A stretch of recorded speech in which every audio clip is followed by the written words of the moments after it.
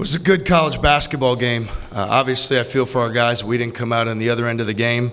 Felt like defensively early we weren't what we needed to be, and offensively late maybe we weren't what we needed to be, but overall our guys competed, fought, especially with smaller lineups and undersized guys out there from start to finish.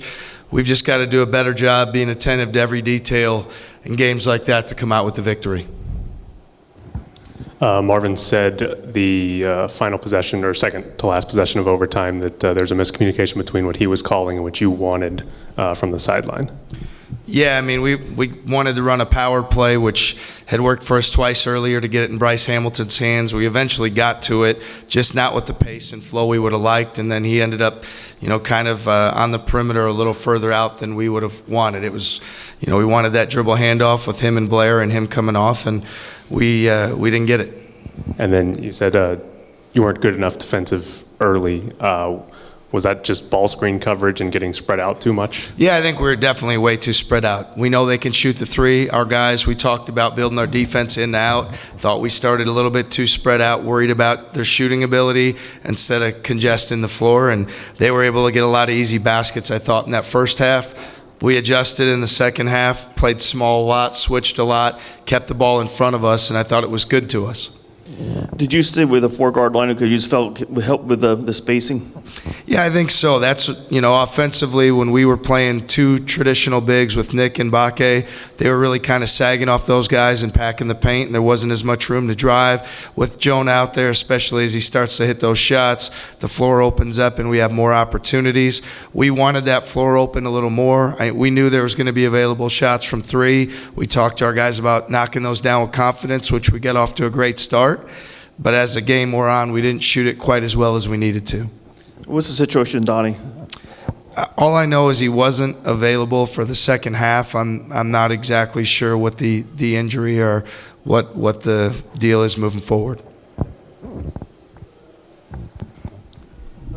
What are your thoughts on the free throw shooting? Is that something that is just random for this game, or what do you do with the 12 to 25? Yeah, I mean, we missed, our first six. I mean, and then we missed some late, and those are important. I mean, you leave 13 of them on the table. Every little thing in this game matters a lot. I wouldn't have thought we made more threes, but certainly we shot a lot more.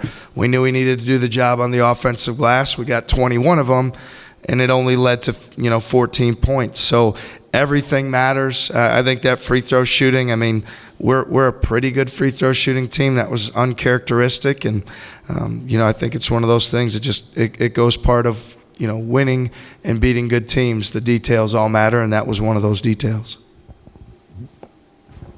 Coach, you mentioned Jonah, of course, and offensively not what you wanted there in the second half. Obviously, he was able to knock down some shots there in the first half, but what was going down in the second half as far as your approach with those guys, particularly from outside shooting aspect? Well, the spacing was important for us, and even though Jonah didn't shoot it as well in that second half, they still honored him, and it opened the floor up for our guards to get in the paint more, and so that was impactful for us.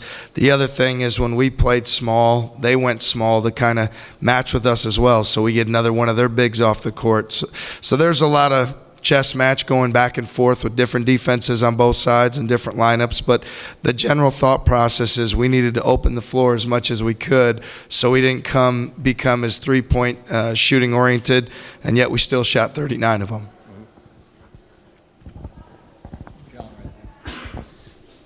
Coach, how do you think your team responded to the rivalry game, be it energy or execution? I mean, there was a lot of juice in the building for this. Yeah, we're really fortunate to have tremendous fan base and the support they showed, the energy that was in there. Our guys rallied behind that. I thought our guys played really hard. They competed, they fought. There was times where we got down a little and we battled back. We made a lot of plays. We were on the floor for loose balls or getting rebounds in traffic, a lot of energy plays. So I thought they responded that way. We've just got to, again, it keeps going back to all these little things stack up between, free throws and, on and on. There's things that we could be better at to come out with a victory. Any other questions? Thanks, guys. Just judging by your emotional presence, this stings. What hurts the most?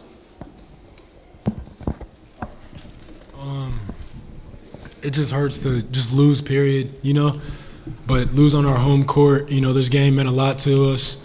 You know, a lot to me, my teammates, our coaches, our school, university, you know, everybody. It hurts to lose in general, and just, you know, just to, I don't know, it's unexplainable. It just hurts. Can both of you guys describe that sequence with 15 seconds left to go in overtime? What did you see? Was that a broken play? What were you trying to get there? That was on me. You know, I didn't get the guys in the right spots. There was a miscommunication what Coach called and what I was calling.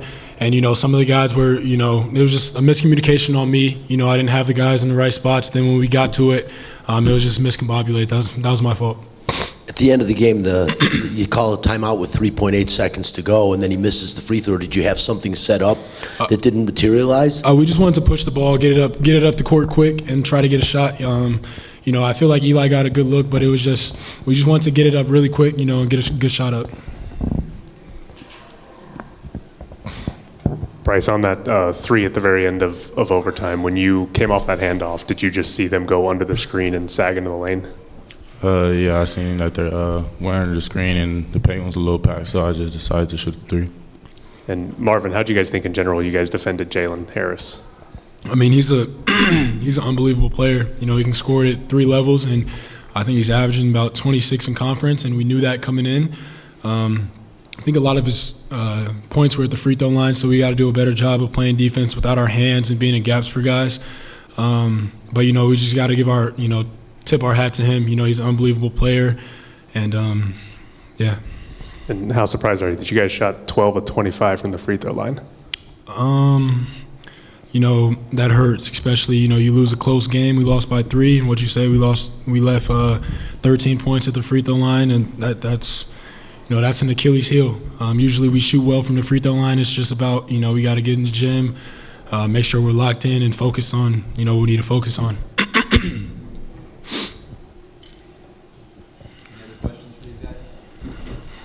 Thank you.